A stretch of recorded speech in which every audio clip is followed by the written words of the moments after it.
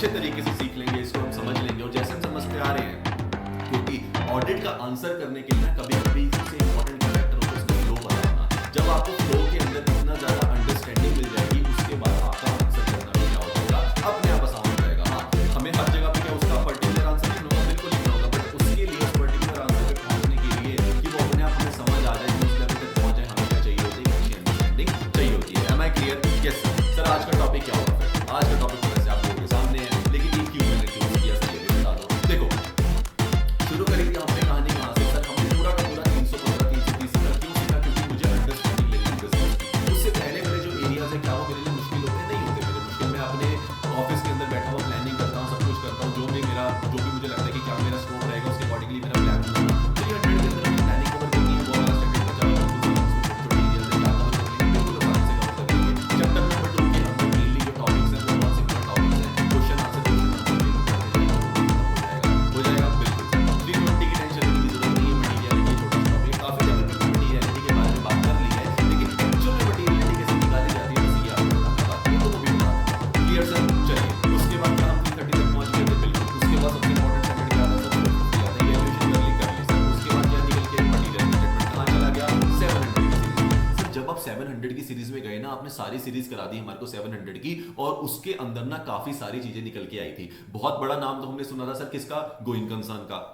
Sir कौन सा standard है सर? 570 का स्टैंडर्ड है। यस, तो 570 के स्टैंडर्ड में गोइंग कंसर्न के बारे में पढ़ना है। उसके बाद हमने सर जब आगे बढ़े तो फिर एकदम 701 आया, तो उसके अंदर आ गया 260 का स्टैंडर्ड। बिल्कुल, क्या 260 वैसे कवर कर चुके हैं सारा? यस सर, कर चुके हैं सारा कवर। उसके बाद क्या हुआ? उसके बाद हमारे पास क्या आता है? उसके बाद हमारे पास क्या है? उसके बाद सर हमारे पास आती है एक और चीज, क्या बहुत ज्यादा जो हमने सुना, दैट वाज हमारे पास सर आया था उसके बाद निकल के किसके बारे में? Subsequent events. काफी सारे रिपोर्टिंग एरियाज के टाइम पे मेरे को किसका नाम सुनने को मिला था? सब्सिक्वेंट इवेंट्स का नाम सुनने को मिला था। यस और नो? Yes sir. तो सब्सिक्वेंट इवेंट्स के बारे में जब हमने रिपोर्टिंग में बात तो कर ली, लेकिन सब्सिक्वेंट इवेंट्स होते क्या हैं? सब्सिक्वेंट इवेंट्स की वो जो रिपोर्ट होती है उसके बारे में बात करी थी, वो ड्यूल रिपोर्टिंग के टाइम पे भी सर आया था। काफी जगहों पे निकल के कहीं ना कहीं 7 किसका 560 का रेफरेंस सर आया था कि सब्सिक्वेंट इवेंट ऑडिटर को चेक करने पड़ेंगे जब भी after the date of the balance sheet की बात होती है या नहीं होती? Yes sir. तो जब हमने उस टाइम पे हमें पता तो चल गया था सब्सिक्वेंट इवेंट्स की बात कि आप क्या कहना चाह रहे हो, लेकिन डिटेल में हमें सब्सिक्वेंट इवेंट के बारे में भी नहीं पता।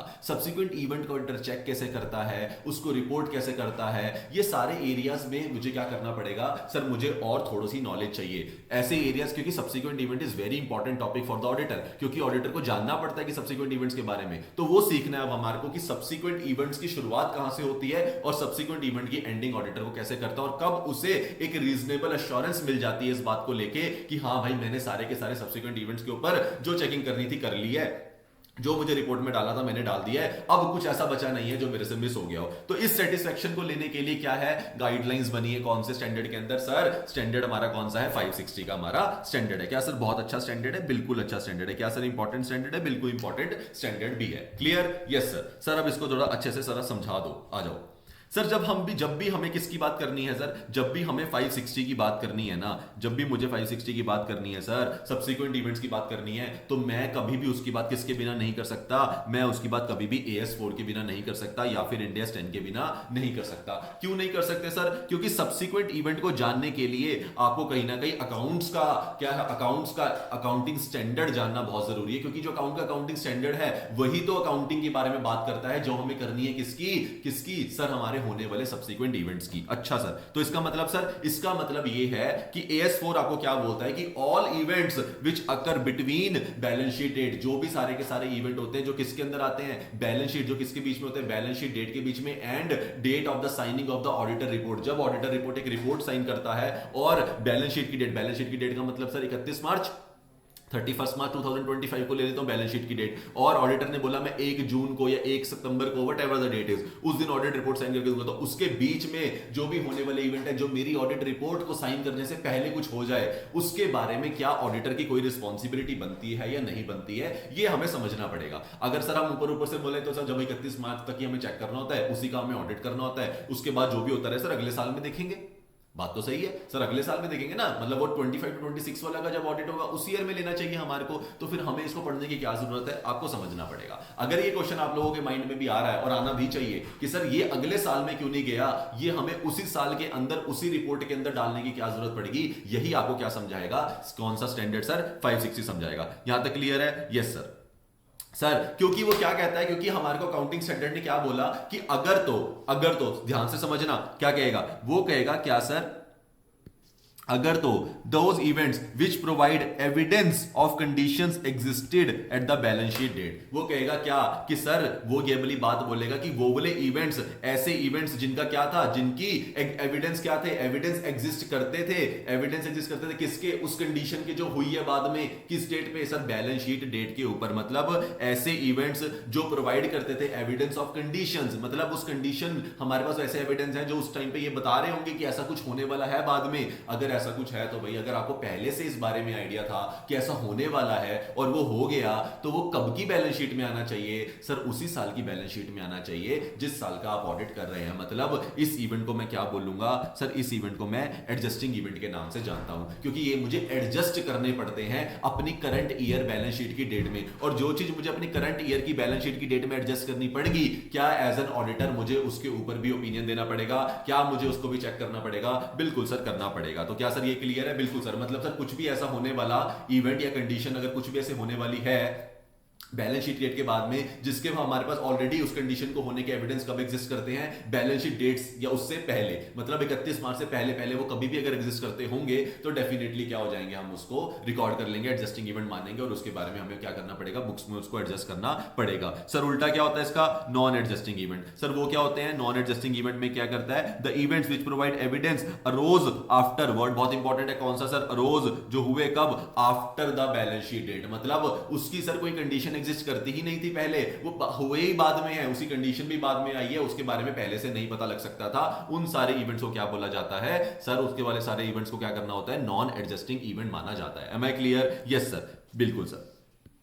तो नॉन एडजस्टिंग इवेंट हो गया। अब सर नॉन एडजस्टिंग इवेंट के बारे में इंड AS 10 क्या बोलता है, वो बोलता है क्या कि जो भी आपके मटेरियल होते हैं ना, non adjusting events should be disclose in the notes to accounts. Sir उनका एक ही इंपॉर्टेंट पार्ट है क्या, इनका डिस्क्लोजर करना बहुत जरूरी है। ये आप एडजस्ट तो नहीं कर सकते क्योंकि ये तो बाद में हुई, इसकी तो कंडीशन भी नहीं थी, लेकिन आपको आपकी ऑडिट रिपोर्ट से अगर पहले पता चल गया है और वो सब्सिक्वेंटली हुआ है, तो डेफिनेटली क्या मांगते हैं कि भाई ऑडिटर बोलेगा ठीक है मैं इसके बारे में कुछ नहीं करूंगा, लेकिन आप इसका डिस्क्लोजर दे दीजिए कि ऐसा कुछ हुआ है और ये हमें उसके बाद पता चला, लेकिन मेरी ऑडिट रिपोर्ट के साइन करने से पहले पता चल गया। जो भी हुआ हो, क्या बात करेंगे सर, एग्जांपल्स क्या होंगे वो सब बाद में बात करेंगे, लेकिन जो भी हुआ हो, अगर वो एडजस्टिंग उसकी कंडीशन एग्जिस्ट नहीं करती थी और वो बैलेंस शीट डेट के बाद हुआ, तो मेरी रिस्पांसिबिलिटी में आता तो नहीं है, लेकिन फिर भी मैं आपको ये क्या बोला गया है, अकाउंटिंग स्टैंडर्ड आपको गाइडलाइंस में क्या बोलता है कि इसका डिस्क्लोजर करना बहुत जरूरी है। Clear sir? बिल्कुल सर। अब बात करते हैं सर, अब अगर हमें पता चल गया कौन से इवेंट का हमें क्या करना है, तो हम ऑब्जेक्टिव की बात कर लेते हैं। अब हमारा ऑब्जेक्टिव डिफाइन होना आसान है। ये पहले क्यों नहीं लिखा हमने ऑब्जेक्टिव सर, क्योंकि हमें यही नहीं पता था स्कोप क्या है।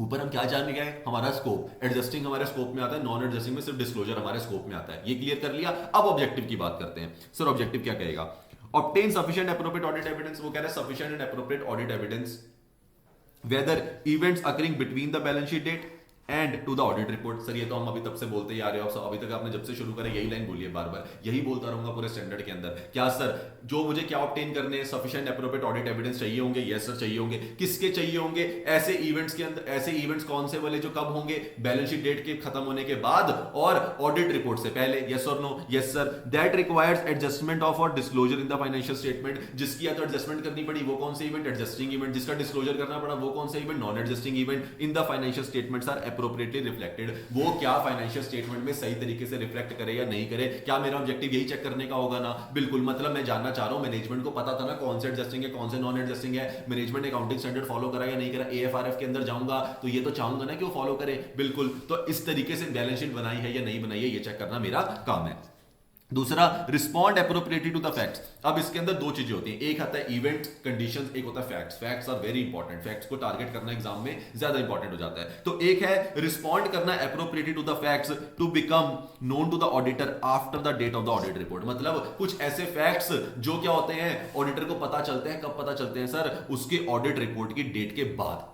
क्या सर इसके ऊपर भी क्या हमारे को इस चीज की भी टेंशन रहती है? क्या हमें ये भी सोचना पड़ता है? बिल्कुल सोचना पड़ता है। क्यों सोचना पड़ेगा? इसका आंसर जब फैक्ट्स आएंगे तब बताऊंगा। सर अभी क्या कह रहा हूं कि ऑडिटर को क्या ऑब्जेक्टिव में कौन कौन से आते हैं? एक तो इवेंट्स जो बैलेंस शीट डेट के बाद होंगे, ऑडिट रिपोर्ट से पहले होंगे, एडजस्टिंग हो सकते हैं, नॉन एडजस्टिंग हो सकते हैं, क्या उसको सही तरीके से अकाउंट फॉर करा या नहीं करा, एप्रोप्रिएटली रिफ्लेक्ट करें या नहीं करें फाइनेंशियल स्टेटमेंट में, ये मुझे जानना जरूरी है। जान लिया। दूसरा, उसका रिस्पॉन्ड एप्रोप्रिएटली कि आपने क्या उन फैक्ट का रिस्पॉन्ड सही तरीके से करा या नहीं करा, ये मेरे ऑब्जेक्टिव में आता चेक करना।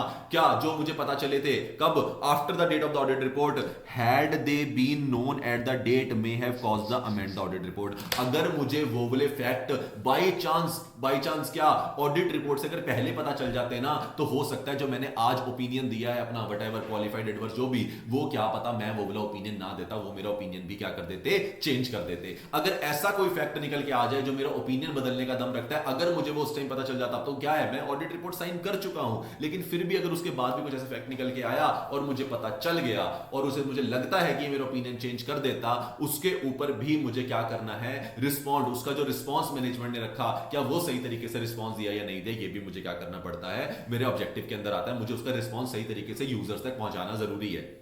तो जो मैनेजमेंट को करना चाहिए वही मैनेजमेंट ने करा या नहीं करा, यही मुझे क्या करना है, ऑडिट में चेक करना होता है। Clear sir? बिल्कुल क्लियर सर। चलो जी आगे चलते हैं।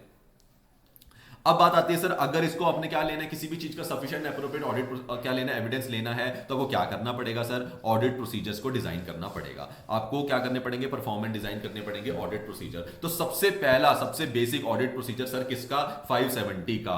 अब देख लो, अब तुम वहां पे जो पढ़ते आ रहे थे, अगर मुझे लगाना होता किसी चीज को फर्दर चेक करने के लिए, तो मैं 330 की हेल्प लेता, या फिर किसकी हेल्प लेता मैं, रैप कहां लगाता हूं, 315 में लगाता हूं, तो 315 330 में जाना जाता, लेकिन 315 330 में 570 को लेके कुछ भी क्या नहीं है, 560 को लेके कुछ भी क्या नहीं है, पर्टिकुलर नहीं है। लेकिन आप एक चीज और याद रखो, लिंक कैसे करते हैं सर, लिंक याद रखना मेरी बात सर। 315 में ना जब आप अंडरस्टैंडिंग ले रहे होते हैं ना एंटिटी की, उस टाइम पे ना आपके पास इंक्वायरी करके क्या होती है, एक इंक्वायरी करके क्या आपके पास रैप होता है, बिल्कुल होता है। ऑब्जर्वेशन का रैप होता है, बिल्कुल होता है। इंस्पेक्शन का रैप होता है, बिल्कुल होता है। इस चीज का यूज करके ना आप सवालों का जवाब निकालना चाहते हो क्या, कि कोई भी क्या कंपनी के अंदर सब्सिक्वेंट इवेंट हुआ है, इज देयर अ पॉसिबिलिटी कि कुछ ऐसा है, कुछ सब्सिक्वेंट इवेंट्स होने की बात है, कुछ ऐसी कंडीशंस हैं जो हो सकता है आने वाले टाइम पे हो जाए, हो सकता है अप्रैल में हो जाए, हो सकता है मई में हो जाए, मतलब मेरी फाइनेंशियल डेट के बाद कुछ भी ऐसा है जो हो सकता है। इसका भी आप क्या करते हो, अपनी इंक्वायरी ऑब्जर्वेशन से ये आंसर्स निकालने की ट्राई करते हो, क्योंकि हो सकता है मैनेजमेंट आपको ना बताए सब कुछ,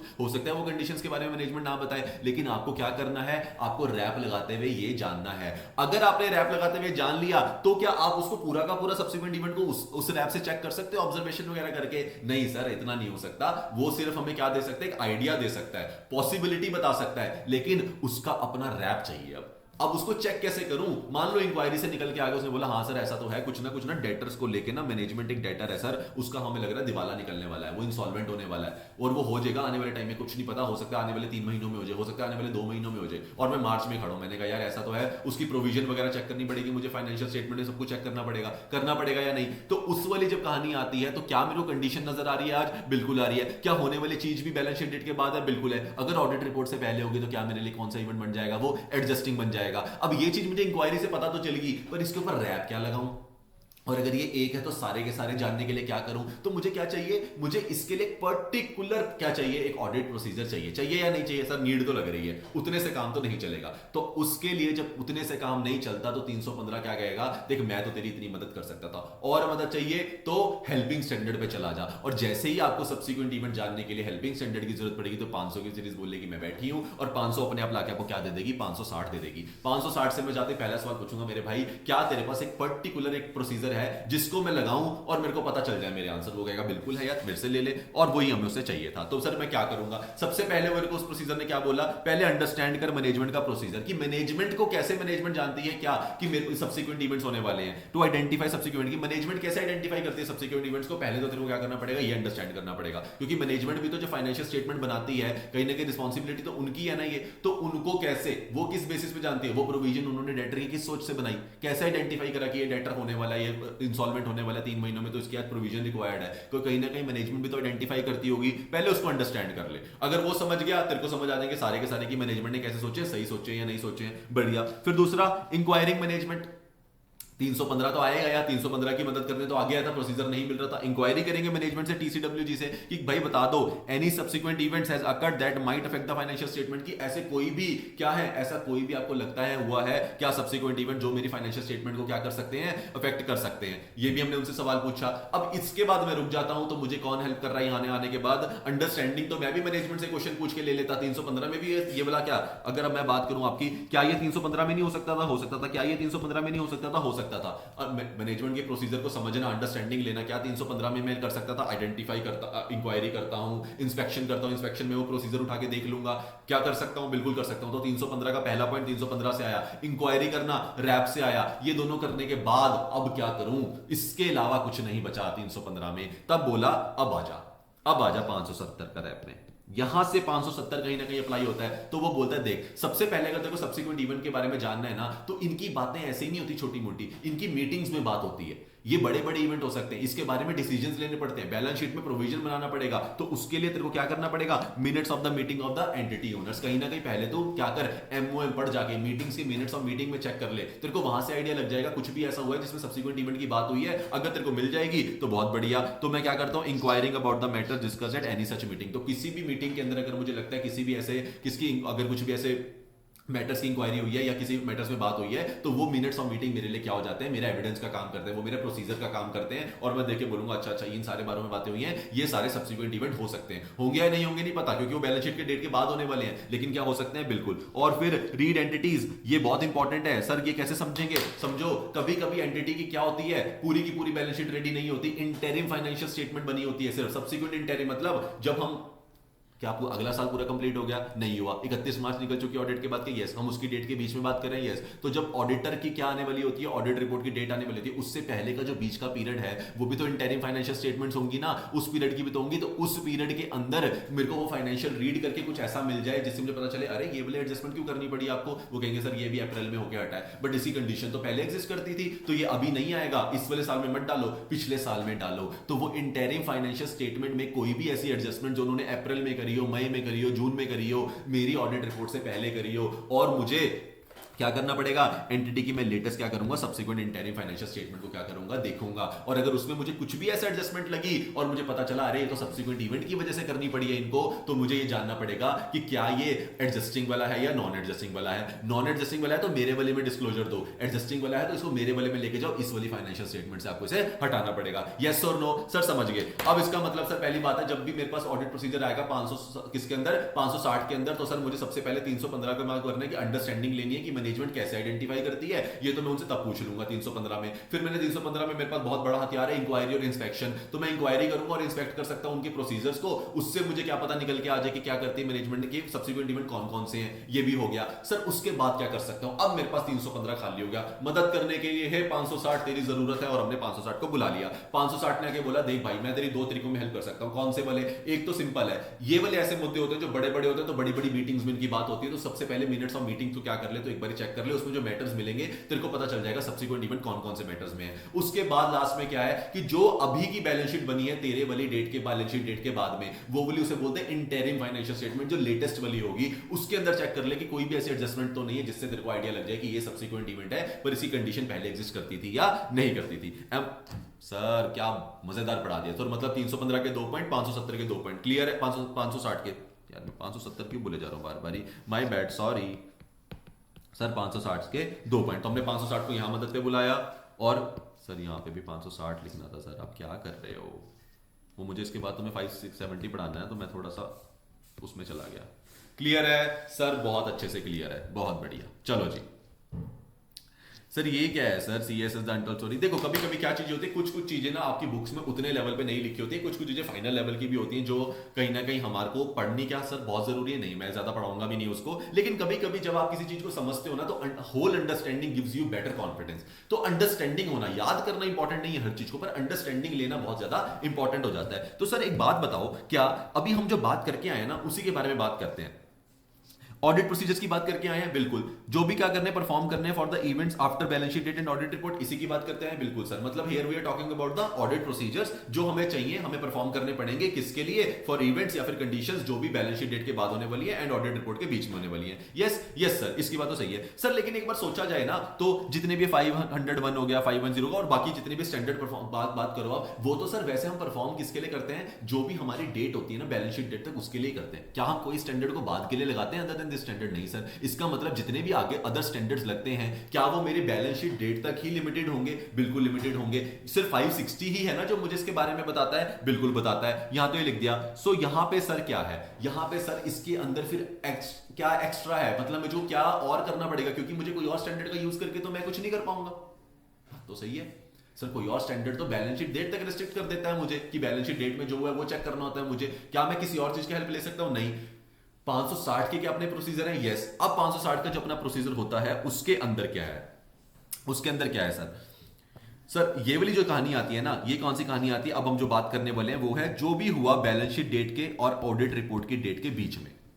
जो बैलेंस शीट डेट पास हो गई, मतलब 31 मार्च मेरी निकल चुकी है और ऑडिट रिपोर्ट मेरी 1 जून को 1 को खड़ी है। चलो, इन दोनों के बीच में जो भी मेरे पास है ना, उसके लिए मैं क्या कर सकता हूं? मैं रिव्यू कर सकता हूं, टेस्टिंग कर सकता हूं काउंटिंग रिकॉर्ड्स एंड ट्रांजैक्शंस को, जो between the date of financial statement और ऑडिट रिपोर्ट हुई है। तो सर एक प्रोसीजर और ऑडिटर के पास क्या होता है? क्योंकि देखो ऑडिटर लिमिटेड हो जाता है, क्योंकि बैलेंस शीट डेट तक ऑडिट करना होता है, उसके बाद का तो मेरी रिस्पॉन्सिबिलिटी में आता भी नहीं है, लेकिन आ सकता है। इसको मुझे क्या करना है? कंफर्म करना है। तो पहले तो मैं मिनट्स ऑफ द मीटिंग वगैरह पढ़ लूंगा, पर क्या पता वो मेरे को पूरी तरीके से अवेलेबल करके ना हो, कुछ भी ना मिले मुझे उसके अंदर। अगर मुझे वो ना मिला, फिर उसके बाद मैंने बोला इंटरिम, वो कह रहे सर इंटरिम तो भी बनी नहीं है, वो तो हमारी सितंबर में बनती है जाके, अभी मेरे पास वो भी नहीं है। फिर क्या पता मेरा पिछला वाला ऑडिट क्या हो जाए, प्रोसीजर फेल हो जाए, ना चले, आगे बात भी करेंगे इसकी। तो उस वाले केस में ऑडिटर के पास क्या प्रोसीजर है कि आप अपने लिए सेफ्टी कैसे ढूंढ सकते हो? तो सबसे पहले आप क्या करते हो? क्या हमें याद रखना है? नहीं, सिर्फ पता होना चाहिए कि क्या सर हम रिव्यू एंड टेस्टिंग कर सकते हैं अकाउंटिंग रिकॉर्ड्स की। अरे भाई, मैं जो भी उसके बाद हुआ वो अकाउंटिंग रिकॉर्ड्स हैं जो तुम्हारे वो अप्रैल मई जून में हुए तो होंगे ना, उसका रिव्यू, उसको टेस्ट करने का काम क्या कर सकता हूं? मैं कर सकता हूं।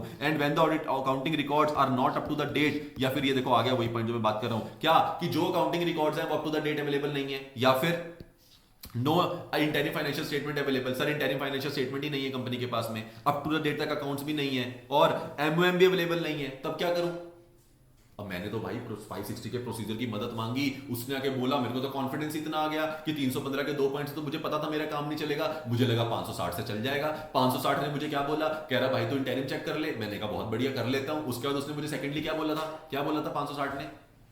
एक तो सर इंटरिम फाइनेंशियल स्टेटमेंट के बारे में बोला था, और क्या बोला था? और क्या बोला था? और क्या बोला था? जल्दी बता दो, जल्दी बताओ, जल्दी बताओ सर, देखना पड़ेगा। कौन सा? सर मिनट्स ऑफ मीटिंग्स के बारे में बोला था, ठीक है ना? मैं भी भूल जाता हूं, तो सर भूलना नहीं है सर। पहले मिनट्स ऑफ मीटिंग, बड़े बड़े इवेंट कहां मिलेंगे? मिनट्स ऑफ मीटिंग के अंदर मिलेंगे। उसके बाद क्या मिलेगा? उसके बाद क्या मिलेगा? सर इंटरिम फाइनेंशियल स्टेटमेंट मिलेगी। यस। तो अगर वो सब नहीं मिला तो audit procedure performed in the form of inspection of books. तो मुझे क्या करना पड़ेगा? फिर मुझे उन्हें बोलना पड़ेगा भाई ऐसा करो, मुझे ही लाके दे दो तुम। क्या मुझे तुम्हारी बुक्स इंस्पेक्ट करनी पड़ेगी, मुझे तुम्हारे रिकॉर्ड इंस्पेक्ट करने पड़ेंगे, फिर मुझे ही जानना पड़ेगा क्या कि कुछ ना कुछ गड़बड़ तो नहीं है, कुछ ना कुछ ऐसा तो नहीं है जो कहीं ना कहीं सब्सिक्वेंट इवेंट के मैटर्स या कोई इवेंट या कंडीशंस खड़ी हो और हमें ना पता चले। तो फिर मैं क्या करता हूं? फिर मैं और detailed investigation of inspection of books and records करना ऑडिटर का क्या नहीं है, प्राइमरी ऑब्जेक्टिव नहीं है, प्राइमरी काम नहीं है, लेकिन उसे क्यों करना पड़ रहा है? क्योंकि बाकी वाला जो ऑडिट प्रोसीजर था वो हमारा फेल हो गया। क्या इसको मैं ये भी बोल सकता हूं कि कहीं ना कहीं एडिशनल ऑडिट प्रोसीजर की तरह यूज किया जा रहा है? बिल्कुल बोल सकता हूं। तो कहीं ना कहीं मुझे एडिशनल ऑडिट प्रोसीजर परफॉर्म करने पड़ रहे हैं बिकॉज मेरे अपने वाले जो ऑडिट प्रोसीजर थे वो क्या नहीं आ रहे थे, काम नहीं आ रहे थे। सर यहां तक क्लियर है या नहीं है?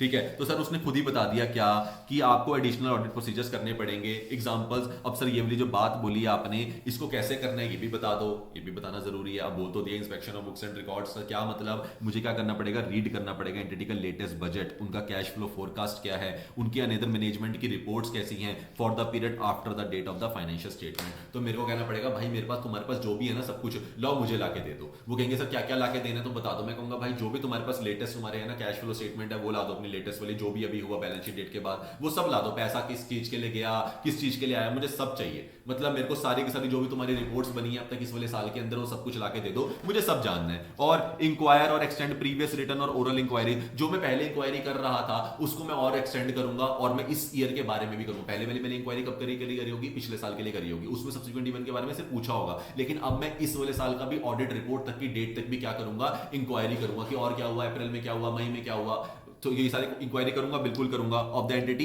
ईएलसी क्या है सर? External legal council. जो बाहर जो कंपनी ने एक्सटर्नल लीगल काउंसिल हेड कर रखा होगा कि ये हमारा सर लीगल केसेस के लिए ये हमारा कौन है? काउंसिल है। तो मैं उनसे पूछूंगा कि कुछ भी ऐसा है जो लगता है आपको कि कोई लीगल क्लेम कंपनी पे आने वाला है या कोई पे करने वाला है या जिसकी पेनल्टी फाइनलाइज होगी जो आपने मुझे ना बताई हो या पता हो लेकिन उसके बारे में कुछ ऐसा एविडेंट आया है कि हमें देना पड़ेगा या नहीं देना पड़ेगा, वो सारे क्वेश्चंस में क्या करता हूं? इंक्वायरी करता हूं concerning the litigation and claims के बारे में। ये भी करूंगा सर, यस। और लास्ट में मैं सबसे इंपॉर्टेंट अपना हथियार क्या यूज कर सकता हूं sir? Whether written representation covering the particular subsequent event may be necessary to obtain other audit evidence. तो कहीं ना कहीं मुझे क्या चाहिए होगा? मैं कंसीडर करूंगा कि क्या मुझे रिटन रिप्रेजेंटेशन भी ले लेनी चाहिए कि कुछ भी आप बोल रहे हो, मैंने भी ढूंढा, मैंने अपने ऑडिट लगाई, वहां तो नहीं मिला, एक बार मुझे आप लिख के भी दे दीजिए कि इसके अलावा कोई भी जो मुझे बता दिया आपने उसके अलावा कोई भी सब्सिक्वेंट इवेंट क्या नहीं है, राइज नहीं करता, यही वाले पर्टिकुलर सब्सिक्वेंट इवेंट है, बस उसके अलावा कुछ भी नहीं है। ये सब मैं क्या करता हूं सर? वेरी इंपॉर्टेंट क्या कि अगर हमारा 560 वाला ऑडिट प्रोसीजर वाला जो मेन है वो तो काम कर जाए तो बहुत बढ़िया, वो काम ना करे, मुझे सिर्फ इंक्वायरी वगैरह करने के बाद तो क्या नहीं आएगा? सफिशिएंट एप्रोप्रिएट ऑडिट एविडेंस तो मिलेगा नहीं इंक्वायरी से। पर जो बाकी थे दोनों 560 वाले वो अवेलेबल नहीं थे, मतलब ना इंटरिम अवेलेबल थी ना मिनट्स ऑफ मीटिंग अवेलेबल थे। तो मुझे क्या करना पड़ा? मुझे लगा कि भाई ये तो मुझे खुद से चेक करना पड़ेगा, मतलब इंस्पेक्शन करनी पड़ेगी, बुक्स में जाना पड़ेगा, रिकॉर्ड्स देखने पड़ेंगे। उसको करने के लिए मुझे समझ आई कि मुझे एडिशनल ऑडिट प्रोसीजर लगाने पड़ेंगे। एडिशनल के अंदर जैसे मैं कहता हूं मैं क्या करूंगा? सब कुछ लेटेस्ट रीड करूंगा कंपनी के अंदर, जो भी अप्रैल से लेके जो मेरे 1/6 से पहले पहले हुआ होगा ना, सब कुछ देखूंगा, कोई भी रिपोर्ट बनी है देखूंगा, कोई जितनी भी अकाउंट से सब कुछ चेक करूंगा, वो सब देख लिया। उसके बाद सेकंड नंबर पे कोई भी लिटिगेशन एंड क्लेम्स जिसके ऊपर कोई भी प्रोविजन बन सकती है या पैसा बाहर जाने की उम्मीद है या मुझे लगता है जो मेरे को लगता है सब्सिक्वेंट इवेंट हो सकता है, अभी लिस्ट पढ़ेंगे कौन कौन से हो सकते हैं, ऐसा कुछ भी होगा तो उसके बारे में देखूंगा। और लास्ट में मैं क्या करूंगा? रिटर्न रिप्रेजेंटेशन उनसे ले लूंगा। As a result of the APs performed, जो मैंने रिजल्ट हुआ, जो मेरा रिजल्ट आएगा, जो मैं क्या करूंगा, जो अकाउंटिंग जो ऑडिट प्रोसीजर परफॉर्म करूंगा, ऑडिटर आइडेंटिफाई कर पाता है events requiring adjustment and disclosure.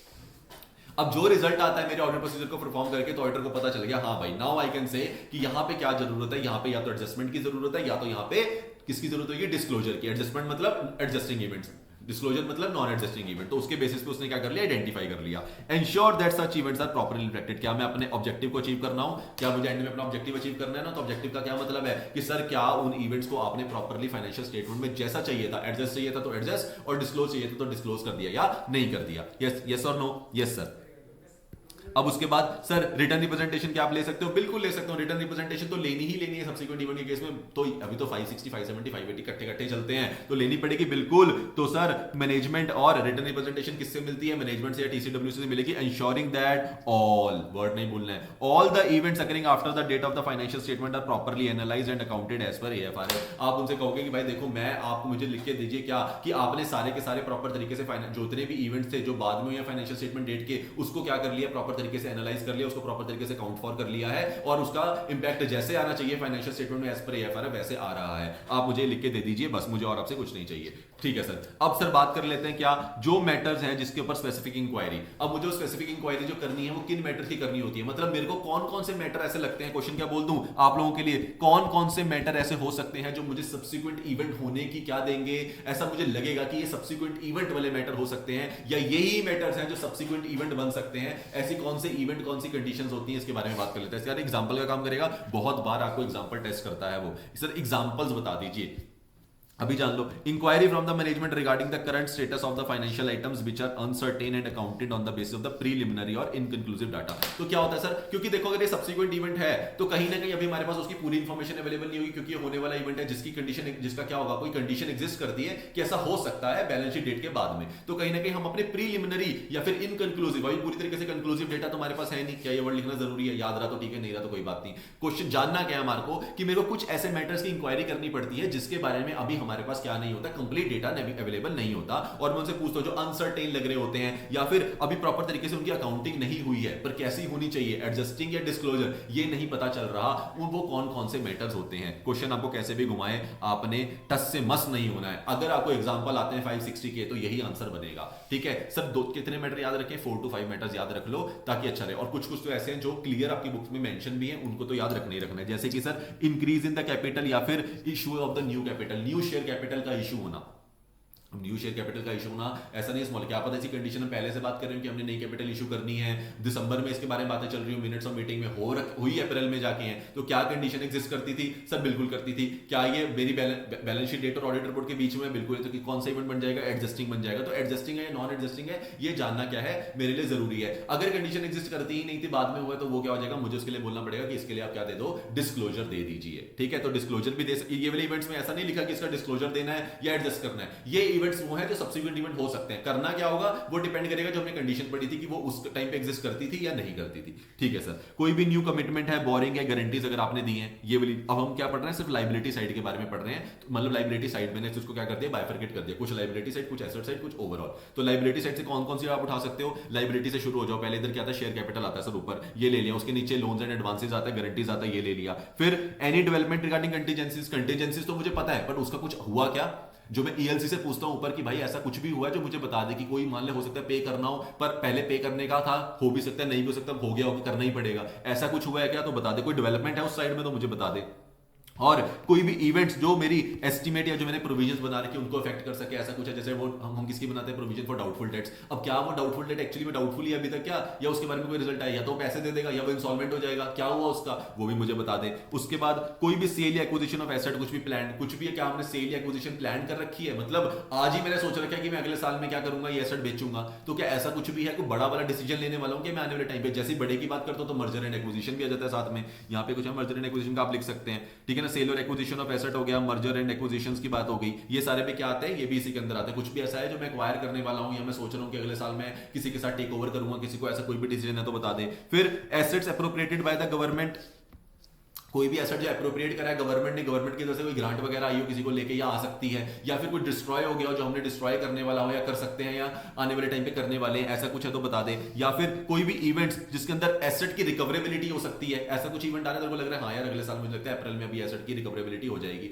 मतलब कुछ भी ऐसा जो मेरी बैलेंस शीट में बड़ा इंपैक्ट डाल सकता है। अगर ऐसा कुछ भी है जो मेरी फाइनेंशियल स्टेटमेंट की फिगर्स को चेंज कर सकता है, क्योंकि मैं उसके ऊपर साइन करने वाला हूं, तो मेरे को डर रहता है कि उसके अंदर कोई बड़ा इंपैक्ट तो नहीं आएगा। अगर बड़ा आ सकता है, आज नहीं है आने वाले टाइम पे आ सकता है, पर मेरी ऑडिट रिपोर्ट पहले आ सकता है, तो मुझे पता होना चाहिए ताकि मैं उसको सही तरीके से क्या करूं, उसका अकाउंटिंग सही तरीके से करवा दूं, सही तरीके से वो प्रेजेंटेड होनी चाहिए फाइनेंशियल स्टेटमेंट में। अनयूजुअल अकाउंटिंग एडजस्टमेंट भी आ सकती है कोई भी, अगर ऐसा कुछ है। और एनी इवेंट जो questions the appropriateness of the accounting policy, या कोई भी ऐसा इवेंट ऐसा लगता है कि जिसकी वजह से अकाउंटिंग पॉलिसी पे सवाल उठ जाए, क्योंकि एप्रोप्रिएटनेस ऑफ अकाउंटिंग पॉलिसी तो बहुत जरूरी है किसके लिए, एज पर एएफआरएम। तो ऐसा कुछ भी होगा तो वो सारे इवेंट मेरे लिए क्या होंगे, कहीं ना कहीं वो सारे इवेंट को मैं क्या मान के चलूंगा कि इसके लिए स्पेसिफिक इंक्वायरी जरूरी है, मुझे इसके लिए स्पेसिफिकली सामने से पूछना भी पड़ना पड़े तो मैं पूछूंगा। ये स्पेसिफिक इंक्वायरी आप खुद से करते हो, ये क्वेश्चन आपके खुद से होने चाहिए, आपको बना के जानी चाहिए कि लिस्ट सबके आगे लिखवाओ yes no yes no yes no yes no. ये जरूरी नहीं है कि आपको पता है सब्सिक्वेंट इवेंट है, इसके बारे में आप क्या कर सकते हैं, क्वेश्चनियर बना के देखिए, उनसे क्या कर सकते हो भाई, पूछ भी सकते हो कि इनमें से कुछ है आपको लग रहा है तो बता दो। ये नहीं है पूरी लिस्ट चाहिए, इसके अलावा और भी बहुत कुछ हो सकता है, लेकिन ये सारे क्वेश्चंस जो भी आपको लगे, जो भी आपको मैनेजमेंट के हिसाब से लगे, नेचर साइज ऑफ बिजनेस के हिसाब से लगे, प्रॉफिट ओरिएंटेड है नॉन प्रॉफिट ओरिएंटेड के हिसाब से लगे, वो सारी चीजों को आप क्या कर सकते हो, उनसे आंसर्स ले सकते हो और अपने ऑडिट डॉक्यूमेंटेशन जो हम पढ़ेंगे चैप्टर नंबर 6 में, वहां पे आप इसको लगा भी सकते हो। यस और नो, यस सर। चलिए ये समझ गए सर। अब ये समझ गए सर सब्सिक्वेंट इवेंट हो कौन कौन कर सकते हैं, इसका भी फेयर आइडिया लग गया। वो एडजस्टिंग हो सकते हैं, नॉन एडजस्टिंग हो सकते हैं, ये भी पता चल गया। एडजस्टिंग का क्या करना है, नॉन एडजस्टिंग का क्या करना है, ये भी पता चल गया। नॉर्मल वाला ऑडिट प्रोसीजर 315 वाला क्या है, 2 पॉइंट तक है, वो भी पता चल गया। उसके अलावा वो हेल्प नहीं कर पाया तो 560 का आ गया, 2 पॉइंट्स है वो भी पता चल गया। लेकिन कभी कभी उन 2 पॉइंट से हमारा काम नहीं बनेगा, क्योंकि हो सकता है वो मैनेजमेंट के पास हो ही ना, तो मैनेजमेंट के लिए हमने, क्योंकि मैनेजमेंट खेलेगी कि मुझे मैनेजमेंट को पता है ये 2 प्रोसीजर आगे पूछेगा, मना कर देंगे, तो मैंने अपने लिए एडिशनल भी बना रखे हैं, फिर मैं वो भी लेवल तक चेक करूंगा, वो भी हो गया। अब वहां तक होने के बाद अगर मुझे कुछ मिलेगा तो मैं देख लूंगा सही तरीके से प्रेजेंट किया है या नहीं किया है, और साथ में मैं अपना हथियार लेकर चलूंगा, क्या रिटन रिप्रेजेंटेशन। क्या यहां तक क्लियर है सर? क्या बात है, आपने तो बिल्कुल ही मतलब मैच कर दिया सब कुछ। क्या यहां तक क्लियर है? Yes sir. चलो आ जाओ आगे।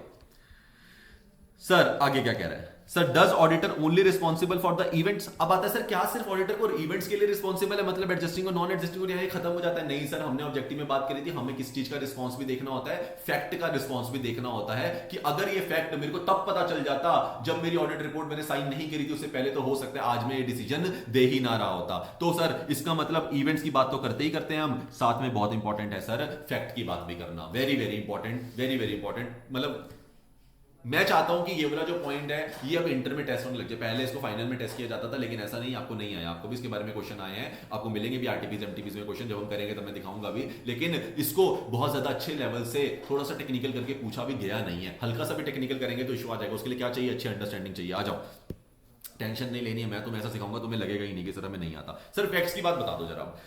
which were existing as on the date of the signing audit report but which came known to the auditor afterwards। Sir कहीं ना कहीं फैक्ट की अगर हम बात करें ना, तो मतलब अब ऐसा तो है नहीं कुछ चीज एकदम से आगे होगी, आ तो सकती है सर, मतलब फैक्ट ऑफ द डेट के ऑडिट रिपोर्ट के बाद भी आ सकती है, पहले भी आ सकती है। लेकिन जो हमारे लिए मेन कंसर्न वाला एरिया है वो पता है कौन सा है? अब खुद सोचो, अगर मेरी ऑडिट रिपोर्ट साइन करने वाले दिन किसी चीज की कंडीशन एग्जिस्ट करती थी लेकिन मुझे बाद में पता चली, ये मेरे लिए प्रॉब्लम है कि भाई मतलब फिर उस टाइम पे थी बट मुझे पता नहीं चली। काश मुझे उस टाइम पे पता चल जाती तो हो सकता है मैं कुछ चेंज करने के बारे में सोच लेता। अब तो मैं ऑडिट रिपोर्ट साइन करके मैनेजमेंट को दे तो चुका हूं, क्या करूं? हाँ, कुछ ऐसा हो सकता है कि मेरी कंडीशन मेरी ऑडिट रिपोर्ट साइन करने वाले दिन पे भी एग्जिस्ट नहीं करती थी, मेरे साइन करने के बाद ही आई है वो कंडीशन। मतलब मैंने 1 जून को साइन कर दिया तो कुछ दिसंबर में जाके हो रहा है उस वाले साल के, तो वो तो भाई मेरी ऑडिट रिपोर्ट तो कब बनी हुई है, तो मैं क्या कर सकता हूं उसका? तो ये 2 क्वेश्चन मेरे सामने आते हैं। मतलब कोई ऐसे फैक्ट जो ऑडिट रिपोर्ट की साइन करने वाले डेट पे उसकी कंडीशन तो थी लेकिन बाद में पता चली, या जिसकी कंडीशन भी बाद में आई और पता भी बाद में चली। क्या यहां तक क्लियर है? बिल्कुल क्लियर है सर। सर 2 हम क्या बना देते हैं, ये बना देते हैं before publishing financial statement and audit report. कोई ऐसा फैक्ट जो मुझे पता चला पब्लिश करने से पहले, मतलब कहीं ना कहीं देखो, और फाइनेंशियल स्टेटमेंट का बनना और पब्लिश होने में डिफरेंस होता है। पब्लिश मतलब जब वो बाहर पब्लिश कर दी जाती है लोगों के लिए, ठीक है ना, तो उस डेट के अंदर थोड़ा सा क्या होता है, दूर होती है वो डेट, मतलब अभी मैं सिखाऊंगा नीचे। और after publishing the financial statement and audit report, और कहीं ना कहीं वो आफ्टर ही हो रही है, सब कुछ करने के बाद हो रहा है। अब ये 2 तरह के फैक्ट हो सकते हैं। Yes sir. सर यहां समझ लेते हैं थोड़ा सा। 31 मार्च को मेरी क्या होती है सर? बैलेंस शीट डेट होती है। 10 जून को अप्रूवल आ गया फाइनेंशियल स्टेटमेंट का, कि अप्रूव कर दो भाई फाइनेंशियल स्टेटमेंट को। 20 जून को signing the date of the audit report भी निकल के आ गई। अब 10 जून को मैंने अगर अप्रूव हो गए मेरे, सब कुछ सही है, मैंने कहा जी साइन करवा दो, क्या ऑडिट रिपोर्ट साइन कर देते हैं? कर दो जी। तो ये ऑडिट रिपोर्ट साइन करने के और ये दोनों के बीच की डेट को मैं क्या बोलता हूं, यहाँ पे सारे क्या होते हैं, वो इवेंट्स होते हैं जिनके बारे में भी हम बात करके आए हैं। ये कौन कौन से तरीके के हो सकते हैं? 2 सर, एडजस्टिंग और नॉन एडजस्टिंग। यहां तक क्लियर है? Yes sir. अब आता है sir date of audit report से साइन से पब्लिश। अब पब्लिश होने वाली है, वो लोगों तक पहुंचने वाली है, जाने वाली है, मतलब हम पूरे के पूरे दुनिया में इसको गाने वाले हैं कि ये है जी हमारी पब्लिश पूरी की पूरी ये ऑडिट रिपोर्ट लगी हुई है साइंड इन फाइनेंशियल स्टेटमेंट के ऊपर, और ये रही हमारी फाइनेंशियल स्टेटमेंट। जब हम ये दोनों चीजें बाहर निकालने की बात करते हैं, उसके बीच में होने वाली कोई भी चीज को क्या कह रहा है? Fact before publishing. Audit report sign होने के बाद कुछ ऐसे फैक्ट भी होंगे जो ऑडिट रिपोर्ट के किसके होंगे? पहले हो जाएंगे। पर मेरा कंसर्न क्या है, यहां पे मैंने पढ़ा बिफोर और यहां पे मैंने क्या पढ़ा? आफ्टर पब्लिश होने के बाद और एजीएम की मीटिंग हो रही है, इसके बीच में कोई फैक्ट निकल के आ जाए, उसके बाद निकल के आ जाए। मतलब मैं अपना ऑडिट रिपोर्ट दे चुका हूं, सब कुछ पब्लिश हो चुका है, उसके बाद कुछ निकल के आ रहा है, तो उसका क्या करूंगा? इन 2 फैक्ट का क्या करूं, ये बता दो सर मुझे बस। चलो पढ़ते हैं sir. Facts known to the auditor after the date of the auditor's report but before financial statements are issued. मतलब सर फैक्ट पता चला मुझे कब? After the date of the auditor की रिपोर्ट के डेट के बाद पता चला, बट मेरे को फाइनेंशियल स्टेटमेंट की इश्यू होने से पहले, मतलब पब्लिश होने से पहले पता चल गया। अभी तक फाइनेंशियल स्टेटमेंट किसी के पास नहीं गई है। मैंने मैनेजमेंट को एक ऑडिट रिपोर्ट अपनी साइन करके दी है और फाइनेंशियल स्टेटमेंट भी मैनेजमेंट के पास ही है। मैनेजमेंट को इन दोनों को क्लब करके क्या देना होता है? लोगों तक पहुंचाना होता है, मार्केट में देना होता है, अपने इन्वेस्टर्स तक देना होता है, सबको जिनको चाहिए वो रिपोर्ट हम पब्लिश करते हैं। अभी वो वाला काम नहीं हुआ है, तो क्या अभी भी थोड़ा बहुत कुछ चेंज करने की गुंजाइश बाकी है? Yes sir. सर क्या क्या करेंगे? देखो ओवरऑल एक चीज तो हमें क्लियर है, क्या? कि मेरी कोई ऑब्लिगेशन नहीं बनती है कुछ भी एडिशनल करने का regarding the financial statement after the date of the audit. जब मैं ऑडिट रिपोर्ट दे चुका ना भाई, उसके बाद वैसे तो मेरे ऊपर कोई ऑब्लिगेशन नहीं है, मुझे कोई फोर्स नहीं कर सकता, क्योंकि मैंने ऑडिट रिपोर्ट जब दी उससे पहले कुछ भी एग्जिस्ट नहीं करता था। तो क्लियर है? तो ये तो बात सच्ची है कि भाई मेरे को करने की तो जरूरत नहीं है, लेकिन अब हम ऑडिटर है, लोग हमारी दी हुई रिपोर्ट पे भरोसा करेंगे। मैं उनको ये बोलूं कि मैंने जब दी तब कुछ नहीं हुआ था और जस्टिफाई करूं, will that be sufficient for them? वो कहेंगे यार हमें तो बिल्कुल नहीं पता चलेगा ना, तू ही था जो हमें बता सकता था सच्चाई।